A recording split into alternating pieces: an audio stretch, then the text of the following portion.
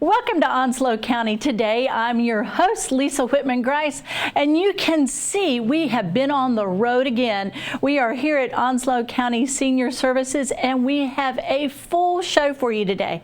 We're going to talk with the Honorable Sheriff Chris Thomas and Deputy Robert Winters about the Project Lifesaver program. We're also going to visit with the cool, fun, fabulous staff from here at Senior Services, Lisa Railing-Mobley, Kelly Horne, and Glenda White, because this is the place to be. We'll also visit with Tory Parks from Onslow County Public Library about the great things going on this month at our public library system. We'll also talk with Sarah DiRoma with Onslow County DSS about the Low-Income Energy Assistance Program, keeping our families warm and safe in this season. We'll talk with Jessica Gardner about keeping our hearts healthy in this month. And finally, we'll talk with Emily Baker about the new Fun in the Sun exhibit at the Onslow County Museum. We're so glad you're here for Onslow County Today.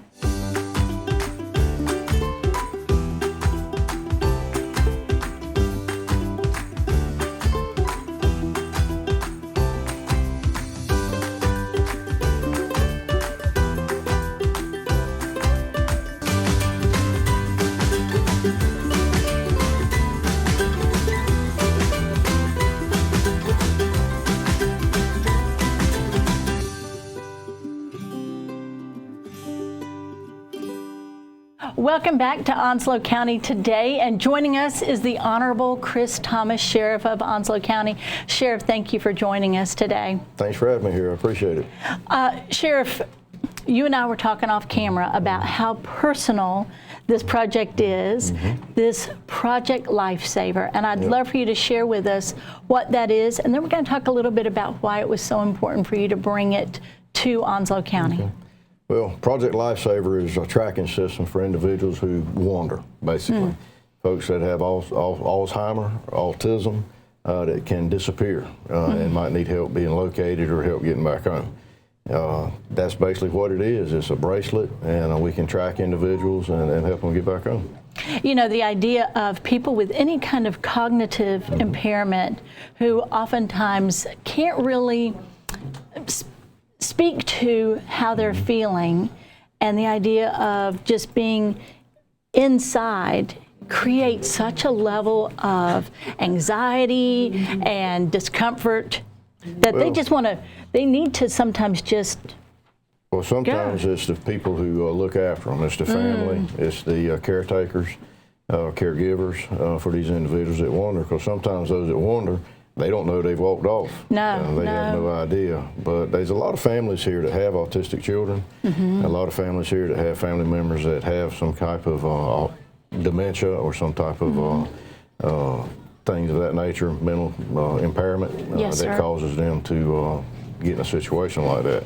And it creates a lot of stress on family, because you're always worried about somebody walking off. You're scared that something bad's going to happen, and you don't have, you've got to be on alert all the time. And it's a real stress on the family. Well, you know, and I know that you've had, you know, in the last couple of years some, and we won't speak to certainly specific cases, but you have instances here in the county where we've had individuals wander from home and amazed really at their ability to make their way great distances, oftentimes in wooded areas. It's very dangerous as well. It's amazing how far an individual can get on foot, and also how short a distance a person can travel, but people still can't find them. We have folks disappear from rest homes. We have autistic children disappear. We've been fortunate.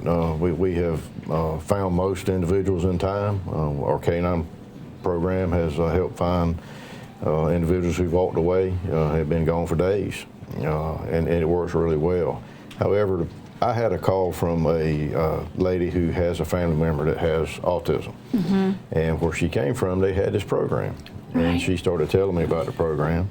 And after I started learning a little about it, I started calling some of the agencies in North Carolina that operate the program to try to make sure it was something that we could do and we could successfully do here in Onslow County. And it was clear that we can.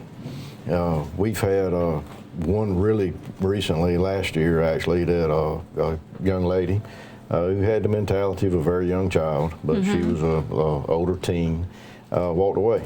And she was one of the individuals that liked to go running.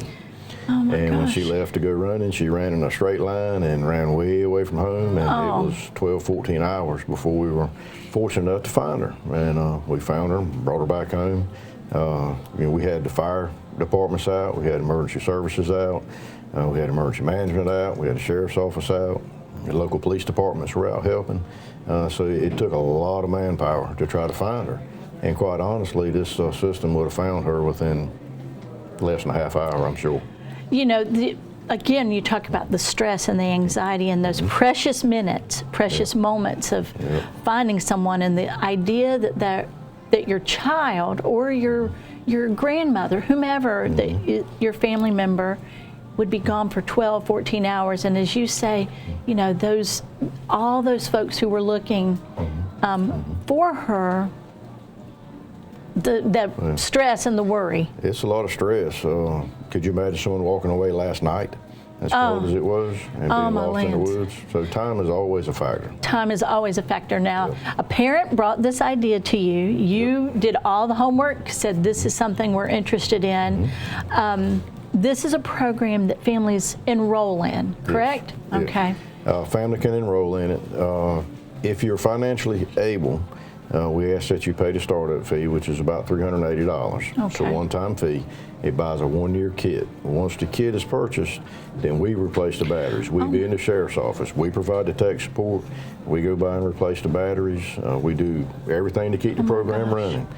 However, we know there are families out there that struggle with finances. Yes, sir. So we have, through the kindness of some donors, we have some money that we can help support those individuals who can't afford to start up. But we do ask those who can to do it themselves, so that money is there for folks who cannot support it. So this one-time enrollment fee, and you all provide that tech support, you provide the backup, and we're going to speak with one of your deputies here in a minute about all of those details.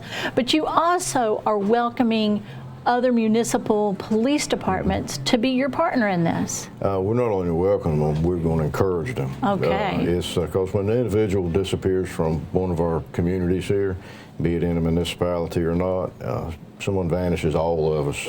When I say all of us, all the fire, all the emergency management, all the police, all the sheriff's deputies, we all are in on looking. All hands. It's all hands and all eyes. Everybody jumps in and tries to help.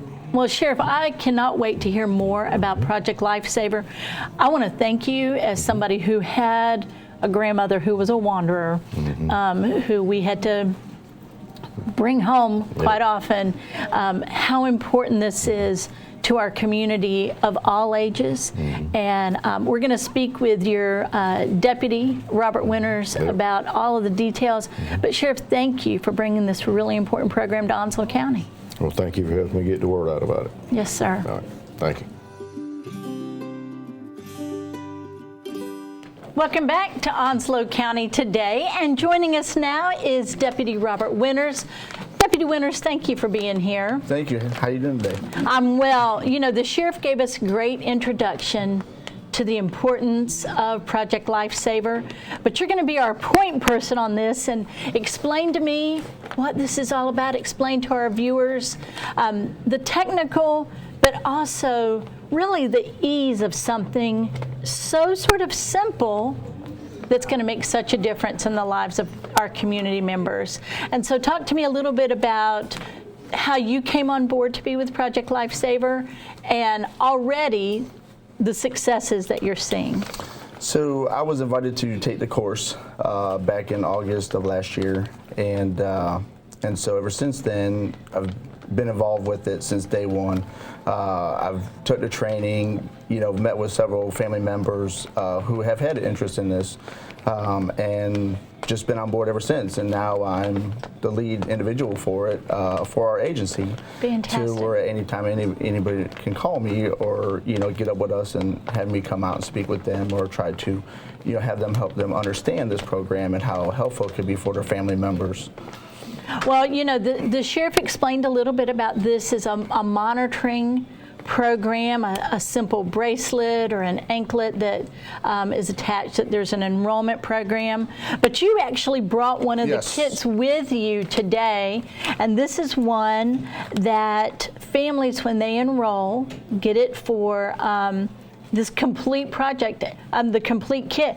And what sort of things are involved with this? So this is our 1-year kit that comes with a 60-day transmitter. Okay. And it comes with 6 batteries, because with our 60-day transmitter, we only have to change batteries every 55 to 60 days. Okay. And so within that kit, it comes with O-rings, so that way the patient can take showers, because it is a 24 hours a day, 7 days a week monitoring. So water resistant? Correct. Okay. So they can take showers, they can bathe, not have no worries about electric shock, or not have to worry about a battery, failing at any time. But also within the kit, it also does have a battery tester that the family themselves would test their battery every day to ensure that the battery is in operating mode, that also to where if that patient or family member does decide to walk off, that battery or that transmitter is transmitting that signal. So if they do walk off, we're able to receive that signal with our antennas that we have. Oh my goodness.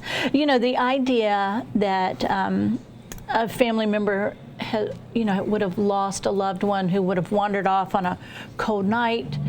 We have lots of waterways. I mean, the dangers just inherently of being out and having a cognitive impairment and not being able to find that person would be terrifying. Yes. This is peace of mind for families. Yes. With us having a lot of waterways, a lot of wooded area, from the program that I've trained in, that a lot of individuals who do wander, they do wander in wooded areas. And so that's where the individual that developed this, he was a chief at another agency that was getting frustrated by recovering individuals not locating, because once they wander off, they would get so disoriented, and then when they get disoriented, they would sit by a tree, and then next thing you have dehydration, then also starvation, to where that individual would pass on. So he was like, I do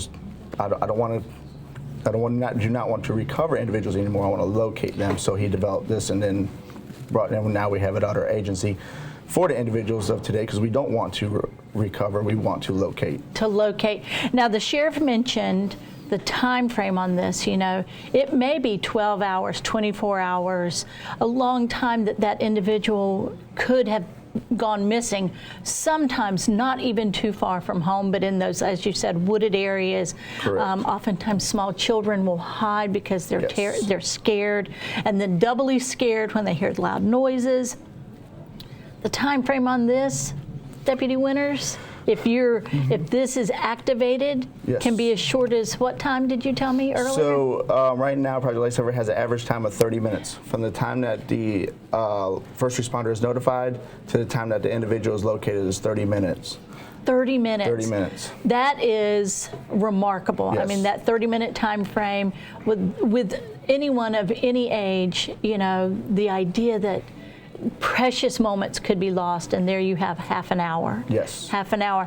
Now, within this kit, you said this is a lifetime supply, and the family is responsible, the caretaker is responsible for testing that battery. Yes. But you and I know tech is not always our friend. Correct. Get frustrated, it's new. That's why you're there as well. Yes. So at any time, if a family member, caretaker, somebody decide, they test their battery and they realize it might be weak, it might not be working, they can always give us a call, and then we can always come out that day and change that battery, because we do not want that individual to not have that service. So because luckily that day that battery would fail, the individual might go walking. So we want to ensure that battery is always working 24 hours a day, 7 days a week, 365 days a year. Very good. Now, there is an enrollment fee, a one-time enrollment fee for this initial kit. And again, let's remind our viewers what that is, but also you all have a program in place to assist those who might not be able to afford that. Yes, so it's $380 right now for a 1-year supply. After that 1-year supply, it is roughly $20 or $30 with shipping, if the cost stays the same, to have an additional year, so that the biggest fee is for the initial because it is for the transmitter, but also too, we have had donors, like the sheriff has said, that we have had donors who have donated to us, that we do have an account to where we do have funds that are in there for families that are not able to, to pay for this, that do need it, because we do have several individuals in our communities that may not be able to afford it, but do need it because, again, look how cold it was last night. Oh my and gosh. then for an individual to go walking at 8, 9 o'clock at night and then maybe not be located till, 7 or 8 o'clock this morning can be devastating. Now, you mentioned the tech support, the checking of batteries, the assisting with that, the initial setup. You already have a couple of families who are test piloting, who are doing this. What have they said about what this means to them? So the one family that we've had one who's been on it for 1 year now, and another family who's been on it with us for 4 months. But the one family's been out with us a year. The family said it has been a relief. They can sleep at night. They don't have to worry about their family member wandering, because they said it's a deterrent, because they know that now she can be monitored or tracked, so that way she is actually not wandered off. She stays home, and these family members has a peace of mind now to know that if she does, she can be located to where. But even just at night, not having to get up at night to check on her to see if she's there, out of scariness or something like that. Out of the fear of what happens, the what if, and that takes away some of that element of what if. Now, we want to make sure that lots of families know about this. We want to make sure our community knows about this, whether it is a child who has autism or a family who might have a family member with any kind of cognitive concerns, Alzheimer's, any of those conditions that might not allow them to always be aware of their surroundings. You want folks to know about this, and we want them to know about this. How can they reach out to you? So they can contact the sheriff's office and ask for me personally, or I do have a cell phone that is through the sheriff's office that they can contact me at any time, 24 hours a day, 7 days a week. That phone stays on me, because my families know if they have any issues, call me at any time. Weekends, because I always provide an email or something for them to contact me, because again, Saturday and Sunday, what happens if a battery goes, fails on a Saturday and Sunday? We want to ensure that that family always has that safety and secureness during every day, even holidays. Absolutely. So we want folks that can reach out to the sheriff's office. The main number there we know is 910-455-3113. Contact that number for general information. Correct. They're going to connect them with you, Deputy Winters, and then you're going to be their point of contact at the sheriff's office. Yes, ma'am. Yes. Deputy Winters, as we kind of close this, why is this important to you? So it's very important because we do have individuals that wander off, and I'm a dive team member as well, and to not have to recover. We want to locate. We want to bring families back to their loved ones. We want to, ensure that these individuals are located, because that's got to be extremely difficult for families to know that their loved one wandered off and maybe have passed on by themselves, or have maybe passed on with, of just difficult, starvation or something like that, which is horrendous. Just to be able to know that every day that our family, our loved ones, our family members can stay home safely, and if they do decide to wander off, that there is a system that can help locate these individuals and bring them home and not do a recovery. Well, Deputy Winters, this means the world to our community. Thank you for all that you do and all that our sheriff's office does to keep us all safe. We want folks to know all about Project Lifesaver. Reach out to you at the Onslow County Sheriff's Office and learn more about protecting your loved one. Yes. Welcome back to Onslow County Today, and joining us now is an old friend, a dear friend, Lisa Railing-Mobley. Lisa, thank you for inviting us to your space. Well, thank you for coming. These are your folks, right? These are my folks. These are my friends. This is awesome. And you, Lisa, one of your key responsibilities is about education. Yes, we're lifelong learners. Yes, ma'am. And you bring so much to this center with your classes that you all offer. I want to talk about what you all call evidence-based learning. Yes, ma'am. It's centered in what you learn as you learn, right? Yes, ma'am. Explain a little bit about what that term evidence-based means. Evidence-based classes is very structured. We follow a structure, and it's proven evidence that it works. Now, the first one we want to talk about, which connects with our earlier conversation we had with Deputy Winters and our Sheriff, Chris Thomas, is about your Alzheimer's support program. Let's talk about that first, because to be a caregiver, whether family or friend, it is a more than challenging experience, and we want to take care of our caregivers too. Yes, ma'am. That's one of the hardest jobs, is being a caregiver. It's a 24-hour job. You don't get a break. So we do have an Alzheimer's support group that meets the second Tuesday of every month at 2 o'clock here at the Senior Center. And sometimes all you need is that support to know that you're not alone. There is other families that are going through the same situation that you're going through. And talk a little bit about sort of what that respite means, those moments together. Respite is for the caregiver, for that caregiver that's caring for that loved one 24/7. Respite is for them to get a break so they can go and rest, take a nap, go to the grocery store, go to the hair appointment that you've put off for the last year. So the caregiver can get that break.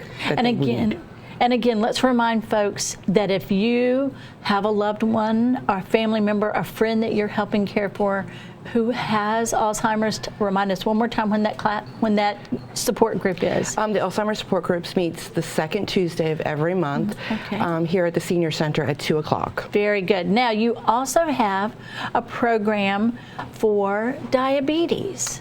And let's talk a little bit about your diabetes programming. Yes, ma'am. That's part of our evidence-based classes. It's Living Healthy with Diabetes. It is a 6-week course.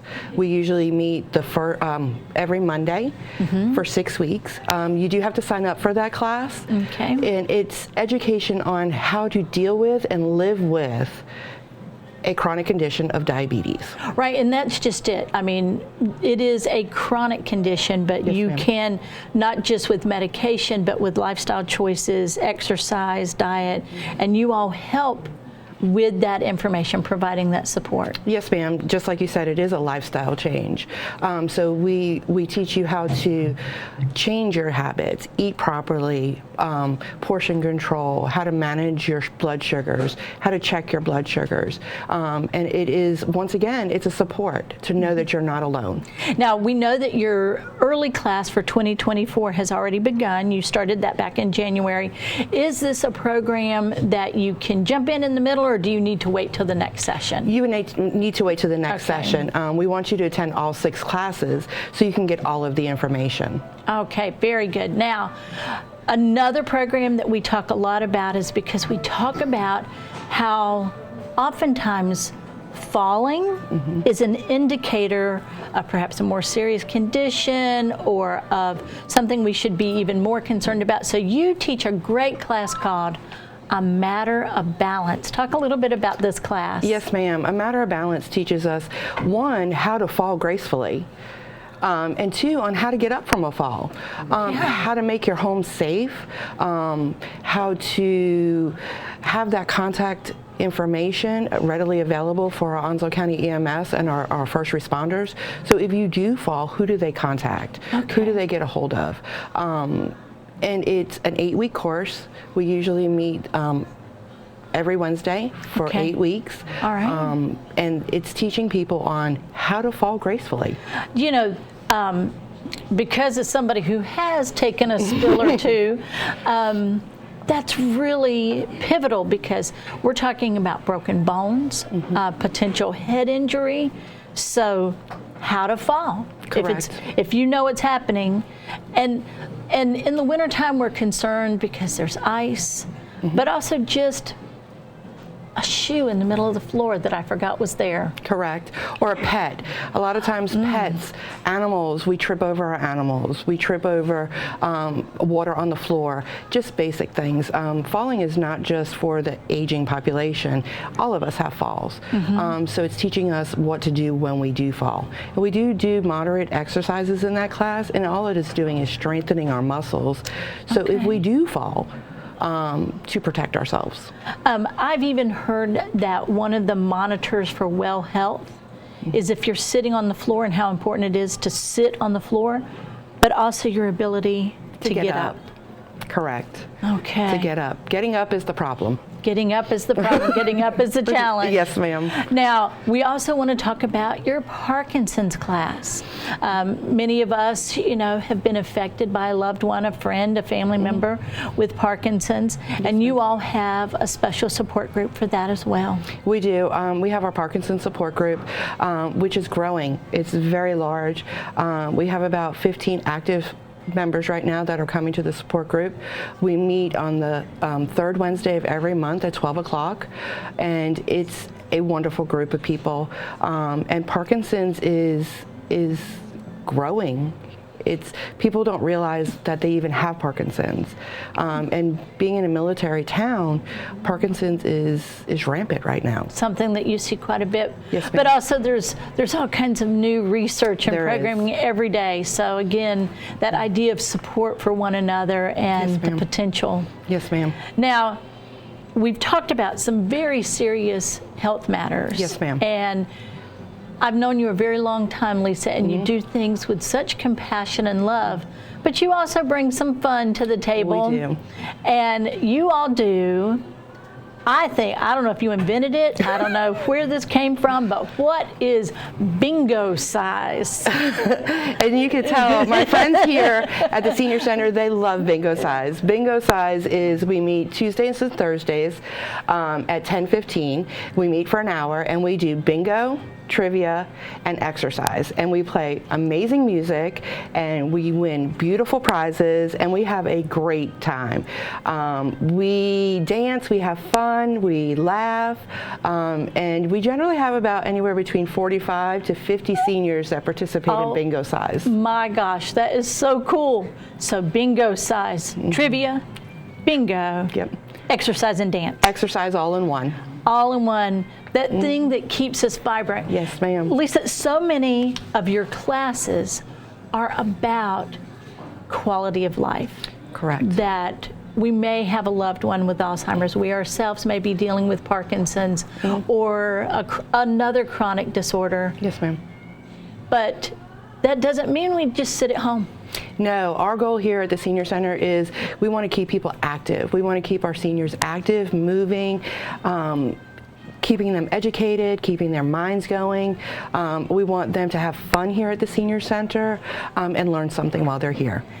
And have a great time. And have a great time. Fellowship and have fun, make friends. And I think all of our seniors here do that. Somebody's got the church giggles behind us. I think and that's so. Because we have a great time when we're here. We do have a great time. We have a great time. Now, we should say that all of this and more is you all have a wonderful newsletter that you do. And tell us a little bit about the Golden Times and how we get a copy. If you're interested in receiving our Golden Times, you can contact us here at Senior Services. You can go on our website, onslowcountync.gov, under Senior Services, and we'd be more than we can email it to you, we can mail it to you, or you can stop by our facility or our agency and pick one up. Fantastic. Well, Lisa, we're going to talk with two of your colleagues here. Okay. We're going to talk about quarterly fun activities. Yay. We're going to talk about your upcoming lasagna dinner that makes so much of this possible. Yes, ma'am. But thank you, as always, for inviting us in. Thank you for having us. Welcome back to Onslow County Today, and joining us now is Glenda White with Onslow County Senior Services. Ms. Glenda, thank you for being with us. Thank you.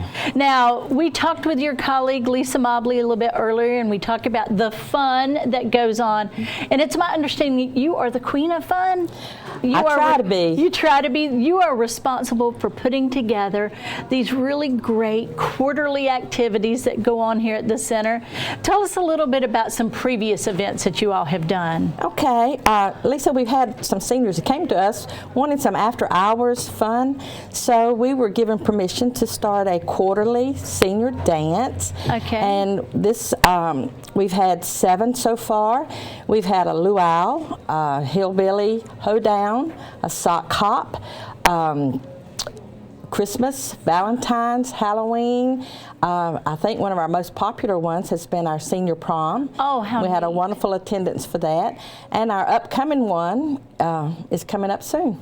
Now, it's that time of year, and it is time for Mardi Gras. So we can't always go to New Orleans. You've brought New Orleans to us. We're going to do our best to. Okay, what sort of things first have you got planned? And then we want to talk about the specifics, how we get to register to attend, if there's any cost, what should we wear, all of those Okay. details. So first and foremost, when is the event?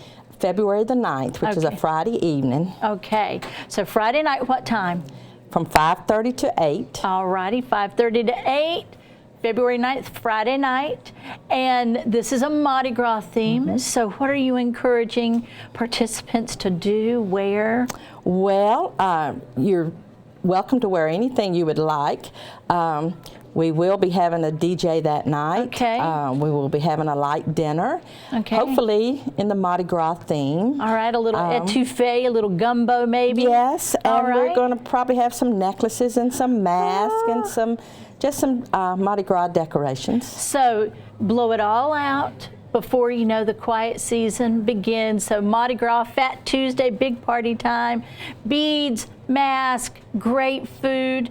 Is there a cost to attend? Yes, we do charge $10 per person. Okay. And that covers the cost of the DJ and the food and the decorations, and also we give away door prizes. Well, fun. All right. Yes. So no New Orleans, but we've got Bourbon Street right here on 258. Right. All right, sounds like fun to me. Now, we don't know what's coming up next, but you always have sort of something churning, so we'll keep posted on what might be next for that. Because we're not sure of our location in the near future, but plans are in the making. Plans are in the works, but first and foremost, we need to party at Mardi Gras. All right. Now, we also want to talk about, we have all of our friends here today where you all have your nutrition site and your congregate meals, but you also provide home delivered meals. Tell us a little bit about how we can enroll or have a loved one enrolled in that program. Okay. Lisa, yes, the county does offer a home delivered program. It is funded by state grants. This is a program for homebound seniors who are physically unable to prepare meals for themselves or have no one in the home with them able to prepare meals for them. Okay. That is the qualifications to get on this program. It is at no cost to our seniors because it is funded by state grants. We do take referrals. We take personal referrals, or if you're you have a family member that is in need of this program, just give us a call and we will do the best we can to get them started for us. Fantastic. It is a noonday meal that is delivered to their home Monday through Friday, and it's a balanced, nutritious meal. Very good. And also that little bit of contact with that individual. Those are they're just angels who deliver those Yes. meals and have that contact with that senior who might be homebound. Yes.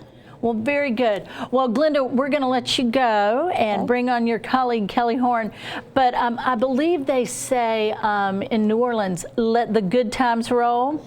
Let the good times roll, and we guarantee our seniors to have a good time, a lot of dancing, food, fun, fellowship. We just have a great time. Well, fantastic. We're looking forward to it. Glenda, thanks for being here with us. Thank you. Welcome back to Onslow County Today, and joining us now is Kelly Horne with Onslow County Senior Services. Kelly, I do not know why anybody would not want to be at this site all the time. You all have. We've just had such a great time with your folks here today. Yes. And a lot of this, while funded through different mechanisms, is also supported by your Friends of the Aging. Yes. And you have one of your big signature events coming up. Tell us what's going on. We're going to have our 15th annual Lasagna Dinner coming up on March 15th. The cost is $20 per ticket, and at this event we have Lasagna Dinner, obviously, that we serve, but we also have our auction and items for bid and a 50-50 raffle. Now, delicious lasagna. Yes. So, provided and cooked by your in-house, by your crew here. Yes. Oh my gosh, Shelly, Ashley, and everybody just pours their heart and soul into this lasagna. Yes. It is fantastic. You get a salad, you get a dessert. I say this because we had the best time last year at this event.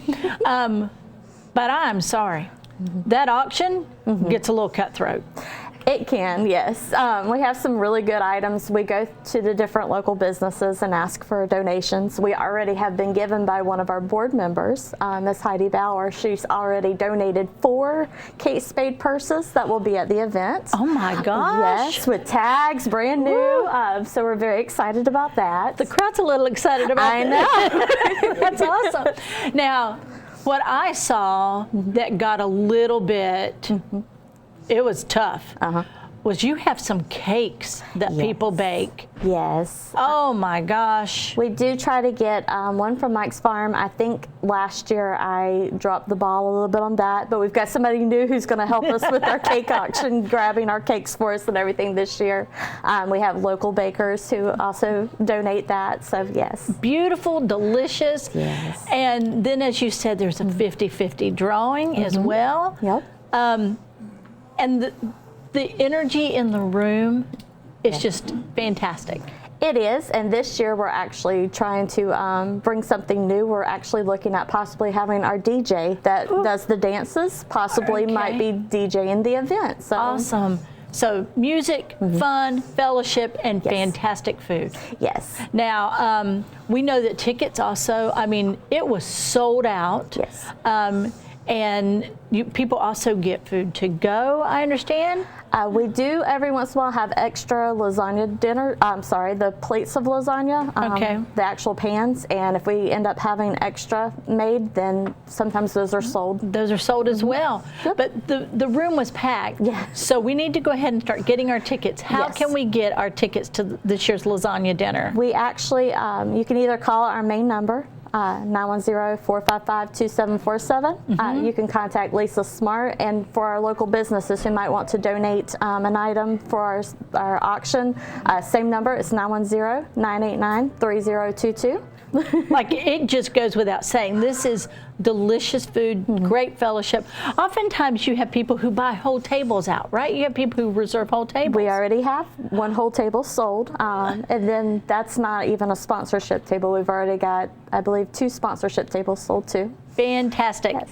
It's a lot of fun, but what's also so important is that the efforts of your friends make a lot of these other programs that you all do possible. Most of the money raised from this event goes towards our Ensure program, which is actually our nutritional supplement drink program. And what that allows is for seniors who are unable to get nutritional drinks, because they are very expensive if you have to go buy those out of pocket. They're not covered by any sort of insurance usually, and so this allows them to get 1 case of 24 drinks per month, and that program actually will be starting to take applications again in April, and then once they're on the program, it's for a full year. Fantastic. Well, Kelly, one more time, give us the date and the time and the location so that we can all come and get some great lasagna. Right. It's going to be Onslow County Senior Services. It's right here in this building. It's going to be in our meeting rooms, which are right next door, actually. And the date is March 15th, which is a Friday night. It starts at 6, ends at 9, but we will open the doors at 5:45, and the tickets are $20 each. All right. Do we know if Clay's going to wear his lasagna suit? I don't know. Your director has a theme suit that's pretty fun. He's not here, so we can ask that, right? Right. He likes to MC our event a little bit. Sometimes him and Miss Glenda, actually, she's our auctioneer at the event. So between the two of them, they keep it running, and I don't know what he'll wear this year. We'll see. Okay, we'll have to buy a ticket and find out. That's right. All right. Well, Kelly Horne, thank you so much for being here, and thank you for all that you all do here at Onslow County Senior Services. It's a group effort, definitely. Welcome back to Onslow County Today, and joining us now is Tory Parks with Onslow County Public Library. Tory, thank you for being here. Thank you for having me. Now, you were with us as we were talking about kicking off the new year, well into the new year now, and now it's February. Yes. And you all are hopping. Yes. So talk a little bit about what each of our wonderful branches is up to for February, and we'll start at Maine. Okay, so actually across all of our branches, we're still having our winter reading. Okay. So we're still doing our Reading Dragons as well as Read Squared, and that will be going until the last day of February, so the 29th, because, you know, it's a leap year. Right. So along with that, at Maine, we're going to be having an adult gaming group, which features Magic and Dungeons and Dragons and tabletop role-playing games. So a lot of different stuff going on there, which is very exciting. That is a new program. And then at Richlands, every first and third Friday, we have our Lego Club going on, and there's no registration for that, so you can just come and build and have fun. And then at Sneed's Ferry, we have, for the month of February, for Black History Month, we're going to be spotlighting all of the Black superheroes. Yeah. So that'll be exciting. All right. And then in Swansboro, we also have our genealogy with Roxanne from our main library. She's going to be featuring family cookbooks. What a great way to share your family story through food. Yes. That's a great, you know, we oftentimes think about family trees and even, you know, things like quilts, but the idea that a recipe is part of your family story, that is fantastic. Yes. Now, you all have a beautiful newsletter that you can share all of this with. Your programs really run the gamut. They're for all ages, Yes. All interest levels. How's the best way for us to stay in touch with our library? Honestly, there are many different ways. You can go to our website and we have our programs listed, but then under the newsletter header on our website, we also have the actual newsletter posted as well as calendars. And then on Facebook, our newsletter is posted as well as calendars too. All right, well, we've talked about what you've got going on in the immediate future, but you also have a big event coming up. We had some of your favorite friends join us last year in full-on Star Wars Mandalorian attire, and we have to know more about how we can be involved with your comic book festival. Yes. There are graphic novels represented, all kinds of really cool things. Yes. But you're taking registration right now for participants. Yes, so if you would like to be a vendor or an exhibitor, if you have different crafts that you would like to feature, everything is free to the public. So lots of donations and things like that. But if someone would like to apply to be a vendor or an exhibitor, we have an application that's on our Facebook as well as on our website, and it's also in a Facebook group. Okay. So that application also ends on February 29th. Okay. So if someone wants to apply, they got to get in quick. Yeah. But I do know that right now we have over 15 different vendors.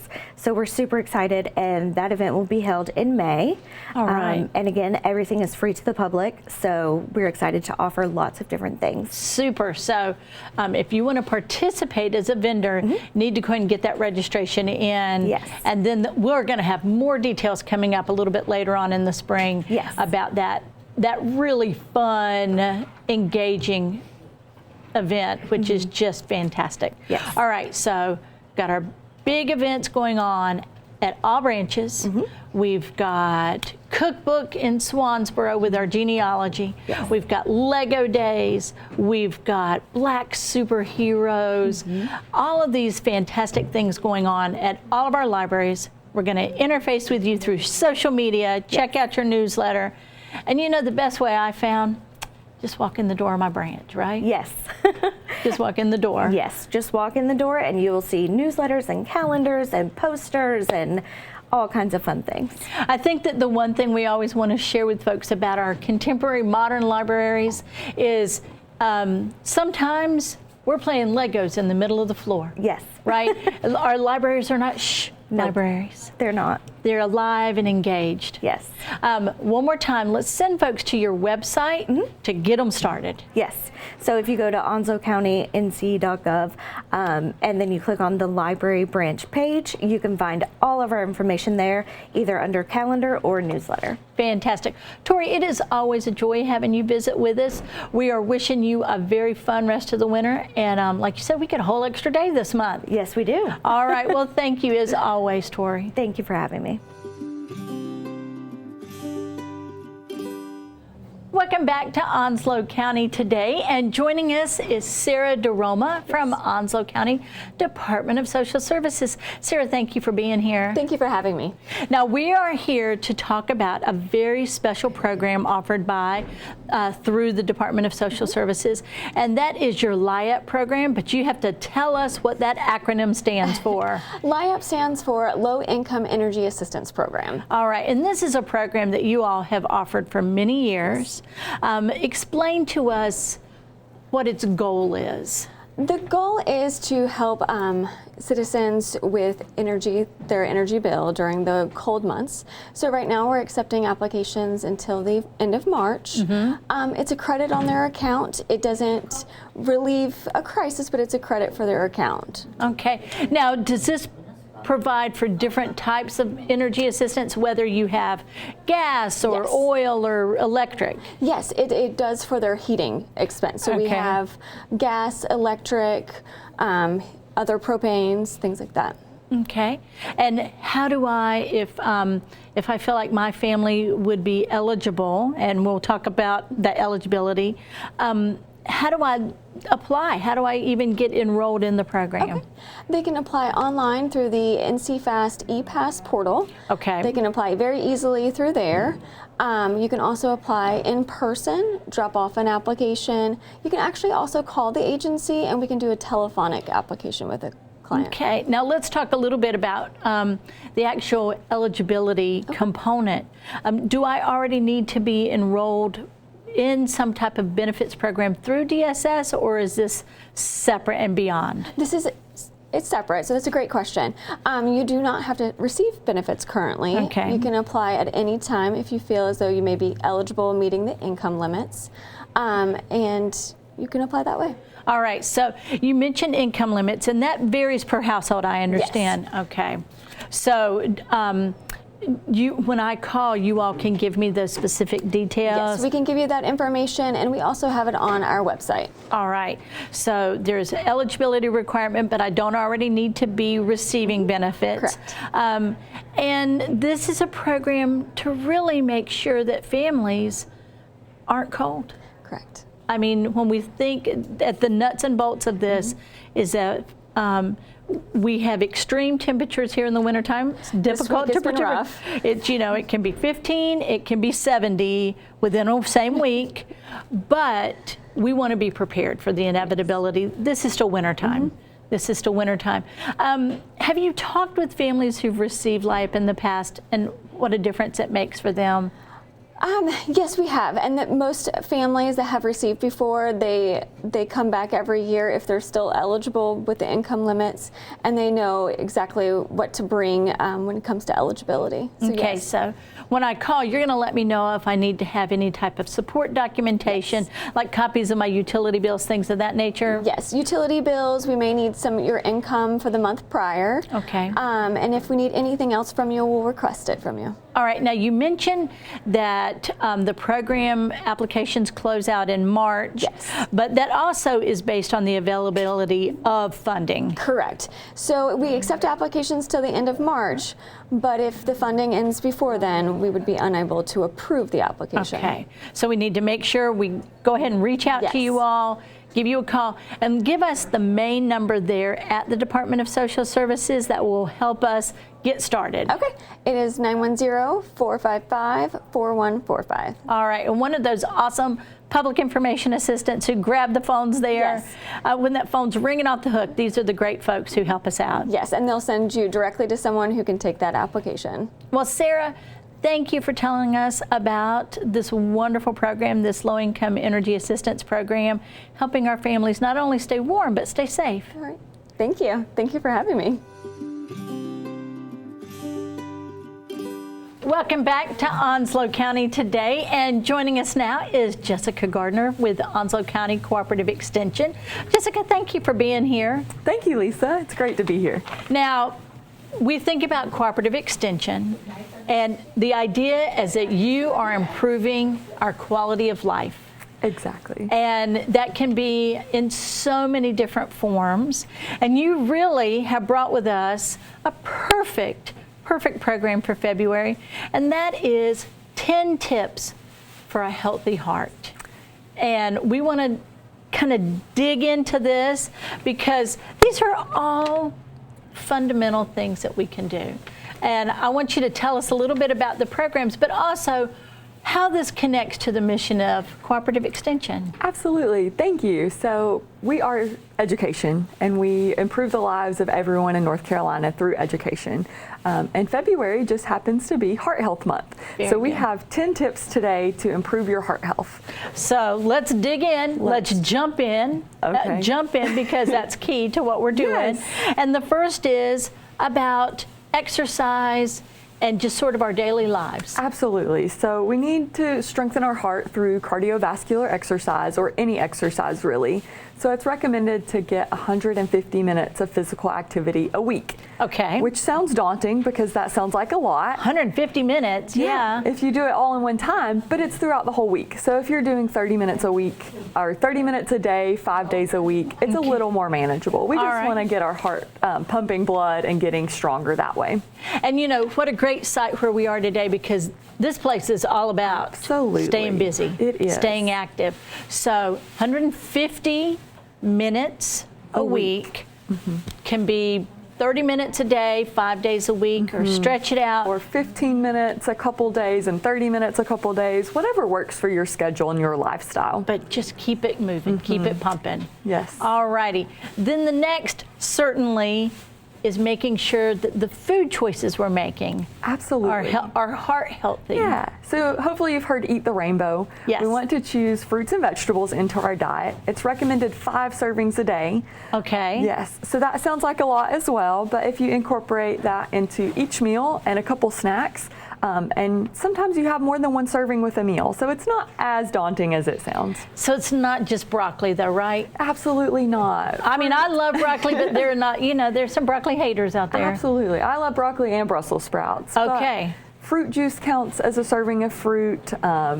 Fruit bars. If you're doing packaged food, read the labels. It usually tells you how many servings of fruit and vegetable are in that food. And then you can just do your count for the day. All right, fantastic.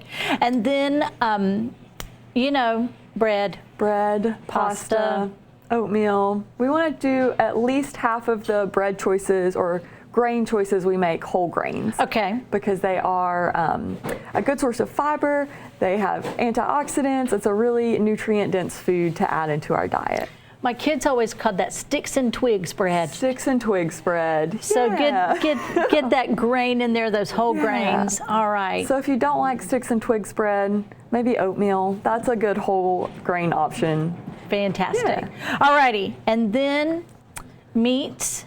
And I'm pretty sure you're not talking about necessarily a fried pork chop. So we want to choose healthy protein sources. There you go. If we do a fried pork chop, maybe we do a different oil, or we limit the breading on that. But we really want to make sure we're getting good, solid, healthy proteins. We live at the coast, so seafood is a great option. It's full of omega-3s, really good for our heart health. Fantastic. And then you jumped right into it, the liquids and oils that we're selecting. Yeah, so using liquid, non-tropical oils, so avocado, olive oils, instead of our butter and our margarine. Making simple swaps like that. It doesn't have to be every meal, but one mindful swap a day is a good start. And adds such great flavor. Some, you know, some are very mild, but some really do enhance the flavor of cooking as well. Yeah. Now then we want to talk about, you know, Yeah, packaged, processed foods. Yeah. If we limit those and we add whole foods into our diet, we're usually getting more vitamins and minerals and fiber, those things that our body needs. Again, if we are trying to get our fruit in for the day, choosing a whole apple instead of a package of fruit gummies, even though they may have you're serving a fruit, a whole apple is a better choice. And we talk about, pardon me, we talk about how fruits have sugars, but it's balanced out with the fiber. Yes, so they're a natural sugar instead of added sugar. So that's actually our next tip, is limit your added sugars. A really easy way to do that is look at the drinks that you drink every day. So there are lots of usually hidden added sugars in our drinks. So if you can even swap out one of those a day, that's a great way to limit a lot of added sugar in your diet. Very good. And then our next tip is salt. Yes. Right? And this is a hard one because we all love good flavored food, correct? Right. Yeah. Salt brings up that flavor level. It does, but you can substitute fresh or dried herbs. Okay. We actually have some great resource tools of flavor combinations that you can use in addition or in substitute of salt to limit your salt intake on a daily basis. A little lemon zest, right? All kinds of options. And then, of course, alcohol consumption. Red wine is good for us. Red wine is not good for us. Red wine is good for us. Red wine is not. I know. I don't know. What do we do? So we just want to limit the excessive alcohol intake because that does increase our blood pressure and that can put stress on our heart. So moderation is a good thing. And then last but not least. Tell us every day. It can be easier to eat healthy at home versus when you go out in a restaurant. If you think about these tips and you try to implement one a day or one at every meal time, those will make big impacts over time. Very good. So just try and do one a day.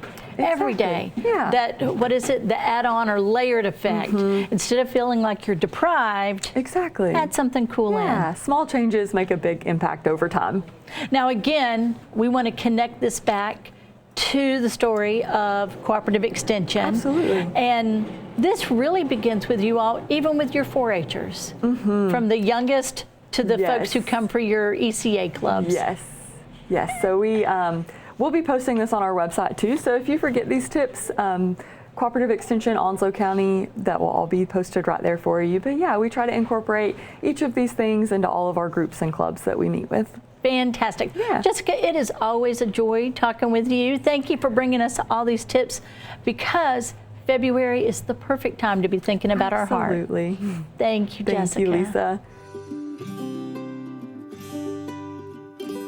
Welcome back to Onslow County Today, and joining us now is Emily Baker with the Onslow County Museum.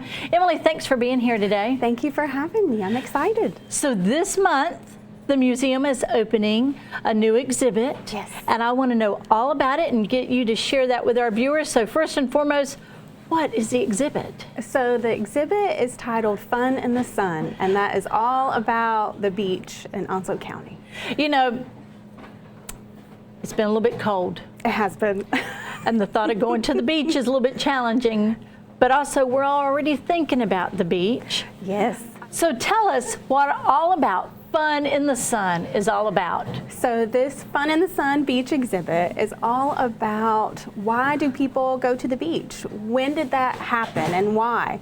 And it's going to be talking about things to do at the beach, so for recreational fun, things that people would do. We're going to talk about the environmental issues, so thinking about beach erosion, litter, picking up the trash, protecting our beaches, the wildlife. So we're going to talk about kind of a vast array of things, but all focused around the beach and our waterways. Fantastic. And we all do. We all do love the beach.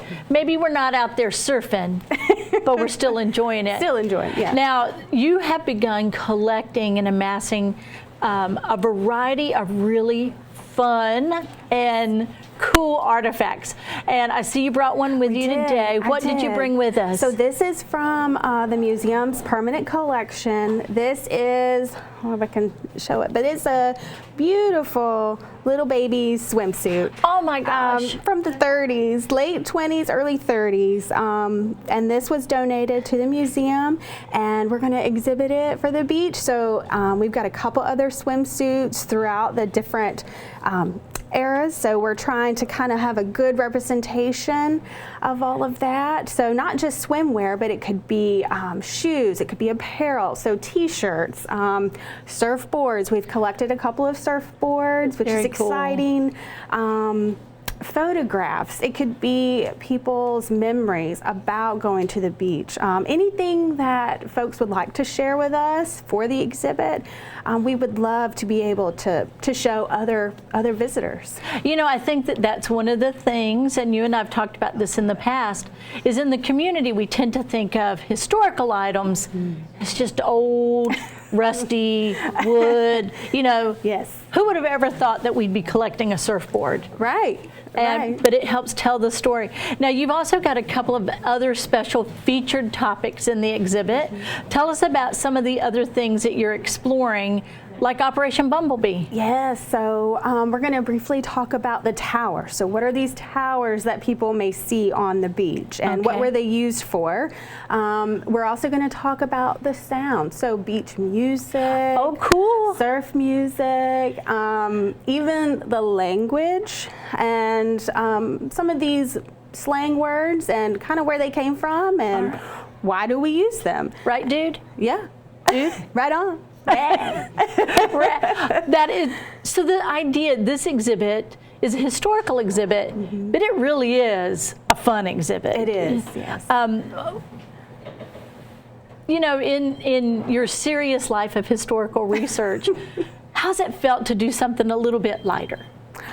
It's been nice. See it, and two, it's one of these things like when I think about the surf music and researching that and coming up with all these different songs and groups, and I'm sitting there thinking, well, that's stuff that my parents listened to. Like, that is something that the songs that we would hear on the radio in the car, and never really kind of figuring out the origins of it and where they came from. And so for me, it's making those personal connections. So that's what I hope, that when people come in to see the exhibit, they can find something in there that may bring back memories for them. That's awesome. Now, with all exhibits, because it's really always about the families who come and see us, the museum oftentimes puts up a children's exhibit. I know super successful Dino Days just closed.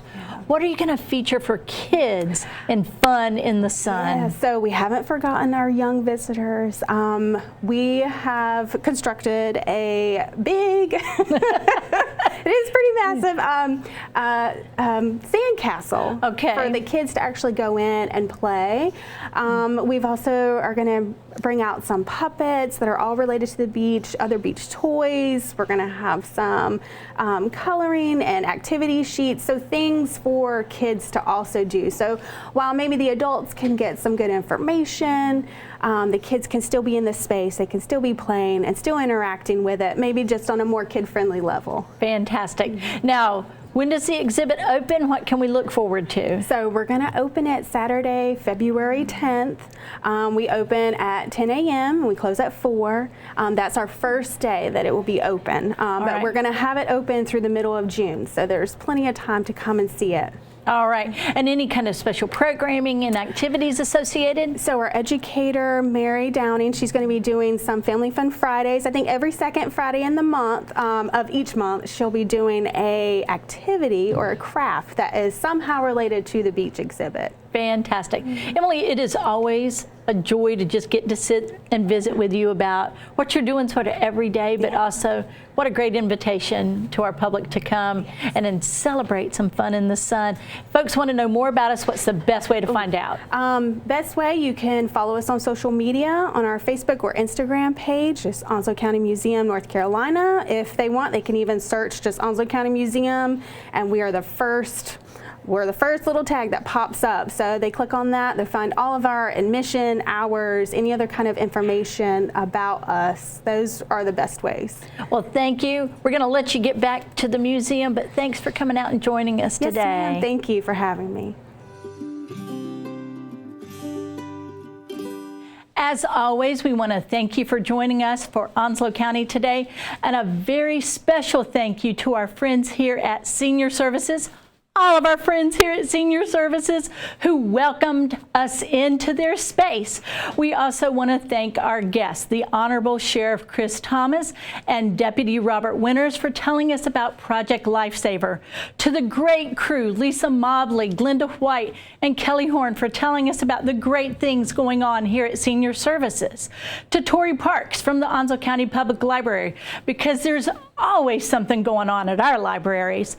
We also spoke with Sarah DiRoma from Onslow County DSS about the wonderful and helpful low-income energy assistance program.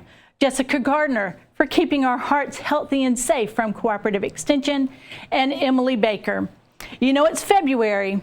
It could be a little chilly, could be warm, but whatever it is, it's a great day to get out and explore your Onslow County today.